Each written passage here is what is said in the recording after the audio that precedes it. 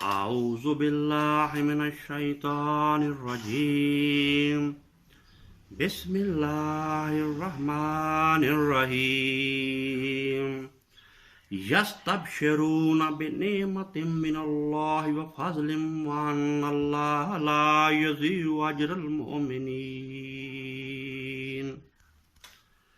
رتبہ شہید کا گر جان جائیے، قربان ہونے والے کے قربان جائیے۔ معزز سامعین، جب جنگ احد میں 70 صحابہ شہید ہو گئے تو مدینے کی گلیوں میں منافقین عجیب و غریب باتیں کرنے لگے، عجیب و غریب باتیں کر کے شہداء کے لواحقین کو پریشان کرنے لگے۔ تو اس موقع پر اللہ تعالیٰ نے یہ آیت نازل فرمائی۔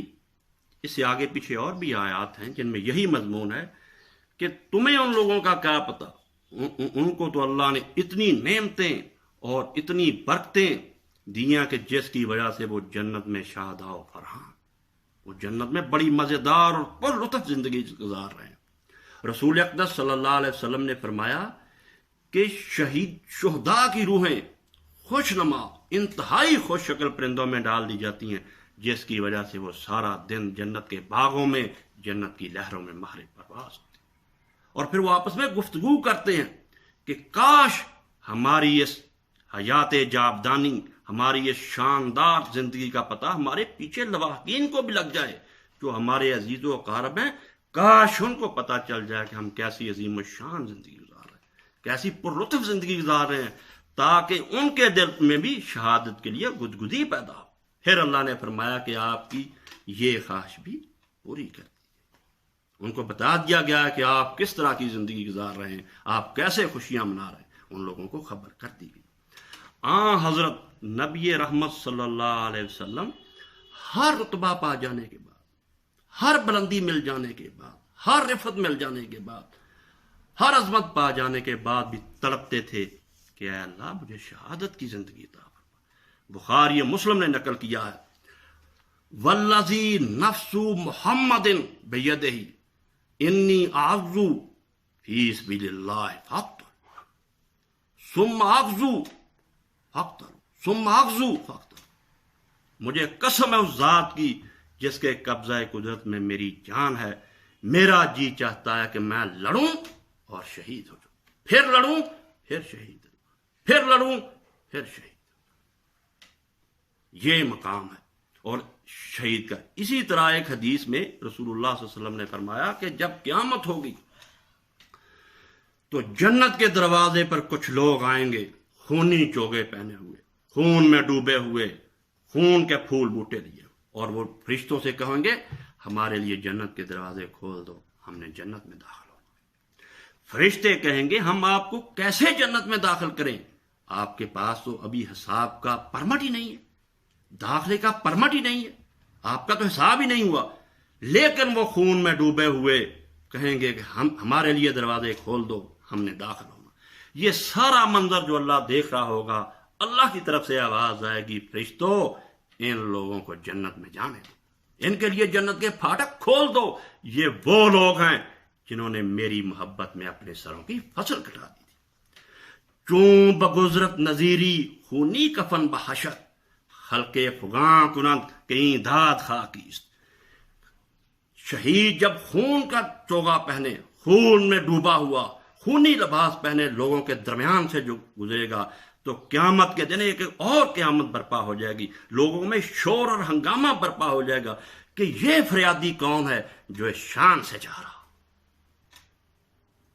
اسی لیے رسول اللہ صلی اللہ علیہ وسلم شہادت کے لیے تڑپا کرتے تھے۔ اللہ نے کہا کہ تمہاری یہ تڑپ، شہادت کے لیے تمہاری یہ بے قراری، اس کا بھی میں احترام کروں گا، اس کا بھی میں انتظام کروں گا۔ اللہ نے رسول اللہ کیونکہ بار بار تڑپتے تھے، شہادت کے لیے دعائیں کرتے تھے، شہادت کے لیے روتے تھے، اللہ نے کہا اس کا انتظام یہ ہوگا کہ میں تمہیں شہید نہیں کروں گا مگر دنیا میں تیرا ہم شکل، تیری فوٹو کاپی، ہو تیرا نقشہ جس آدمی کا ہے حسین ابن علی کا، میں اس کو شہید کر کے تیری شہادت کی تمنا پوری کر دوں، اور اس کی شہادت کے دن تمہیں الرٹ بھی کروں گا اور تم اس کی شہادت میں کسی نہ کسی طرح حصہ ملے گا. لقد داخل بیت مالک لم يدخل علیہ قبل. رسول اقدس صلی اللہ علیہ وسلم نے فرمایا کہ میرے گھر میں ایک ایسا فرشتہ آیا ہے جو آج تک کبھی نہیں آیا، اور اس نے مجھے خبر دی ہے ان نبنا کا ہاذا، آپ کا یہ نواسہ نہیں، آپ کا یہ بیٹا حسین مقتول، آپ کا یہ بیٹا حسین شہید ہوگا. آپ اس کو ہمیشہ بیٹا کہے. ان نبنی ہاذان، یہ میرے بیٹے ہیں، یہ میری بیٹی کے بیٹے ہیں، آپ ہمیشہ انہیں بیٹا ہی کہے. چنانچہ اللہ تعالیٰ نے حضرت حسین کو شہادت دی، اور شہادت کے دن اللہ تعالیٰ نے رسول اقدس صلی اللہ علیہ وسلم کو اپنی کسی خاص قدرت سے، اپنے خاص سسٹم کے تحت یہ ذمہ داری لگائی کہ آپ ان شہداء کا خون اکٹھا کریں. آپ نے پھر سارا وہ خون بوتل میں اکٹھا کیا، اور آپ نے کہا کہ میں اس کو اللہ کے حضور پیش کروں. اس طرح رسول اقدس صلی اللہ علیہ وسلم کے اللہ نے یہ خواہش پوری. حضرت عمر رضی اللہ تعالیٰ عنہ، جنت میں ان کا بہت عالی شان محلات ہیں، جنت میں ان کا بڑا اونچا مقام، دنیا میں بھی اور آخرت میں ہر بلندی اللہ نے ان کو دی ہے. اس کے باوجود تڑپا کرتے امام بخاری نے نقل کیا اللہم ارزقنی شہادت، اللہ مجھے شہادت کی موت عطا کر، مجھے شہادت نصیب کر. صحابہ شہادت کے لیے رویا کرتے تھے، تڑپا کرتے تھے. جب احد کے دن لڑائی شروع ہونے لگی، عمر ابن الجموح ایک چھوٹے قد کے صحابی تھے، پاؤں میں لنگ بھی تھا، اپنے گھر کے دروازے پر کھڑے ہو گئے اور رونے لگے، تڑپنے لگے، تڑپتے ہوئے دعا کرنے لگے اللہم ارزقنی شہادت، اللہ مجھے شہادت کی موت دینا، آج مجھے گھر واپس نہ کرنا. اللہم ارزقنی شہادت ان ترد ولا اہلی خائبہ، اگر تو نے مجھے شہادت نہ دی اور میں گھر والوں میں واپس آ گیا تو اللہ کی قسم پھر میرا بڑا نقصان ہوگا، میں تو خسارہ پانے والوں میں شامل ہو جاؤں. اسی لیے شاعر نے کہا رتبہ شہید کا کر جان جائیے، قربان ہونے والے کے قربان جائیے. یہ تمہید میں نے اس لیے باندھی کہ ساؤتھ افریقہ سے ہمارے ایک بھائی سید احتشام صاحب نے پوچھا کہ طاعون کی بیماری سے ہر مسلمان جو طاعون کی بیماری سے مرتا ہے وہ شہید ہے، ہر مسلمان جو آج کے دور میں کرونا وغیرہ سے مرے گا وہ شہید ہے. تو اس کے لیے میں جواب دوں گا، اسی لیے تمہید. اصل شہید تو یہ ہیں جو میدان جنگ میں شہید ہوتے ہیں، جو خون میں ڈوبتے ہیں، جن کو کفن نہیں پہنایا جاتا، اور بعض آئمہ کے نزدیک ان کا جنازہ بھی نہیں پڑھا جاتا. یہ ہے اصل شہید. مگر جب آپ نے محسوس کیا کہ شہداء کا اتنا بڑا مقام ہے، اتنی عظمت ہے، اتنی بزرگی ہے شہداء کی، تو پھر بھی آپ کیونکہ رحمت اللہ عالمین سے تڑپ اٹھے اور کہا میری امت میں صرف وہی لوگ شہید ہوں گے جو میدان جنگ میں کام آئیں گے، جو میدان جنگ میں کٹ جائیں گے، جو وہاں خون میں لت پت ہوں گے. تو پھر آپ نے کہا کہ اگر ایسا ہوا تو میرے اصحاب سن لو، پھر تو بہت کم لوگ میری امت میں شہیدوں میں شامل ہوں گے. پھر آپ نے کہا کہ نہیں، اس کے علاوہ بھی شہید ہیں. اب یہاں آپ نے فرق سمجھنا، یہ میدان جنگ کا شہید اور جو بستر پر مرے جس کو ہم اعزازی شہید کہیں گے، اس کی مثال سمجھیے کہ جس طرح حکومت اعزازی ڈگریاں دے دیتی ہے، اسی طرح اللہ تعالیٰ بھی اعزازی ڈگری دے. جس طرح حکومت بعض بندے کو کہتی ہے تمہارے پاس ایم انگلش کی ڈگری بھی ہے، اسلامیات کی ڈگری بھی ہے، فزکس کی ڈگری بھی ہے، چلو آپ ہماری یونیورسٹی میں آئے ہیں، ایک یہ ایم اے اکنامکس کی ڈگری بھی ہماری طرف سے قبول کیجیے. اس کو اعزازی ڈگری کہتے ہیں. اسی طرح جب مومن، صرف مومن، بات یاد رکھنی ہے، جو یہ شہداء کی لسٹ میں گنواؤں گا ان میں یہ تاج صرف انہی لوگوں کو پہنایا جائے گا، یہ اعزازی ڈگری صرف انہی لوگوں کو دی جائے گی جو مومن ہوں گے. ایسے ہوگا کہ اللہ کہے گا کہ آپ نے پہلے بھی اتنے تاج پہنے ہوئے ہیں، چلو ایک تاج اور پہن لو. آپ کے کندھے پر عظمت و بزرگی کے اتنے پھول لگے ہوئے ہیں، چلو ایک پھول اور لگا لو. آپ نے اتنے کامیابیوں کے پھول پہنے ہوئے ہیں، چلو ایک پھول اور پہن لو، ایک تمغہ اور لے لو. یہ مومنین کو ملے گا، کیونکہ رسول اللہ صلی اللہ علیہ وسلم نے بار بار کہا کہ جو میری امت میں مومن ہوں گے، عبادت گزار ہوں گے، پاس ہوں گے. فیل اور گٹھا شاپ کو زیادہ ڈگری کون دیتا؟ اسی طرح اللہ کے ہاں جو ہے فیل، بے شک وہ مسلمان، بدکار بے ایمان تو میدان جنگ میں بھی مرے گا، وہ بھی جکڑا جائے گا، اس کے لیے بھی زنجیریں. بخاری شریف میں ہے کہ خیبر کے میدان میں ایک صحابی جو شہید ہو گیا آپ کے ساتھ، تو لوگوں نے کہا مبارک ہو یہ شہید ہو گیا. آپ نے کہا نہیں، یہ دوزخ کی لپیٹ میں ہے سر، یہ دوزخ میں جل رہا، اس نے چوری کی ہے بیت المال سے. اس کا جب سامان کھولا گیا، اس کے بدن کو جب ڈٹولا گیا تو اس نے ایک چادر چوری کی. آپ نے فرمایا میدان جنگ میں سن لو غور سے، تمہیں لالا موسیٰ میں ہزاروں ایکڑ زمینیں ملتی ہیں، میدان جنگ میں جو اس غرض سے گیا کہ میں ایسی رسی حاصل کروں گا جس سے اپنے اونٹ کو باندھ سکوں، تو آپ نے کہا اس کا کوئی جہاد نہیں. جہاد تو وہ ہے جو مکمل وہاں کٹ گیا، وہ کٹ گیا، اس کا اونٹ کٹ گیا، اس کا گھوڑا کٹ گیا، اس کو یہ تاج پہنایا جاتا ہے.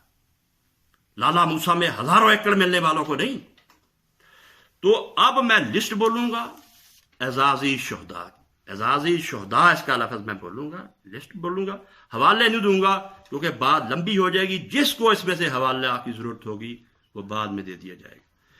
نمبر 1، آپ نے فرمایا کہ اللہ کے راستے میں نکلنے والا مگر وہ میدان جنگ میں نہیں پہنچا، راستے میں ہی فوت ہو گیا، وہ بھی شہید ہے. امام ابن ماجہ نے نقل کیا. طاعون سے مرنے والا اگر وہ مومن ہے تو اس کو بھی شہادت کا تاج پہنایا جائے. اسے امام بخاری نے نقل کیا. پیٹ کی بیماری سے مرنے والا اگر وہ صالح مومن ہے اور پیٹ کی بیماری سے مر گیا تو اعزازی طور پر اللہ اس کو بھی تمغے پہنائے گا شہادت کے.